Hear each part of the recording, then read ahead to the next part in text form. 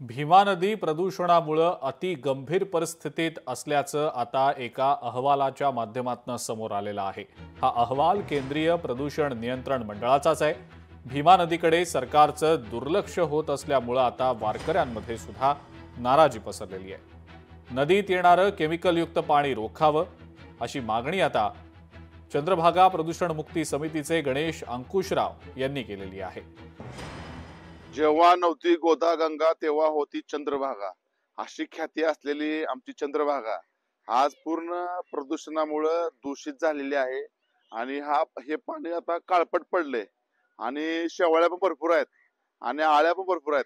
महाग भाविकांना पण त्या आळ्या चावलेल्या आहेत आणि भाविकांना आजार पण झालेले आहेत आणि पाणी पूर्ण काळपट आहे।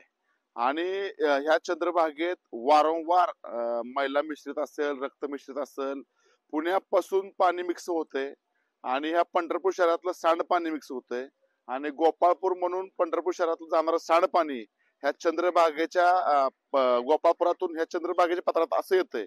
म्हणजे त्यामुळे ह्या चंद्रभागे पूर्ण आता दूषित झालेली आहे। मी हमेशा दरवारीला इथं येतो पंढरपूर मध्ये, पण इथं अशी घाण आहे, चौकून सारा पालापाचोळा, घाण, सांडपाणी हे सगळं काही असं चंद्रभागामध्ये इतकी नाशल्यासारखी झाली की हिचं काहीतरी दुर्व्यवस्था म्हणजे काहीतरी करायला पाहिजे। कारण इथं वारकऱ्यांना फार त्रास होतो।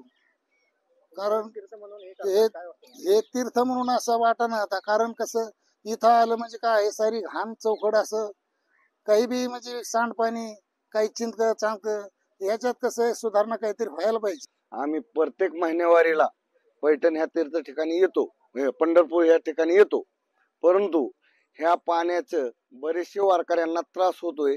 गंगेत आल्या, चंद्रभागेच्या पात्रात आल्यानंतर पूर्ण शेवाळलेलं व घाण पाणी ही खराब पाणी अंगावर घेतल्यानंतर अंग खाजवणं, त्याकरता ह्या चंद्रभागेच्या पाण्याची चांगल्या पद्धतीचं व्यवस्था करा, एवढी आमची शासनाला आव्हान आहे।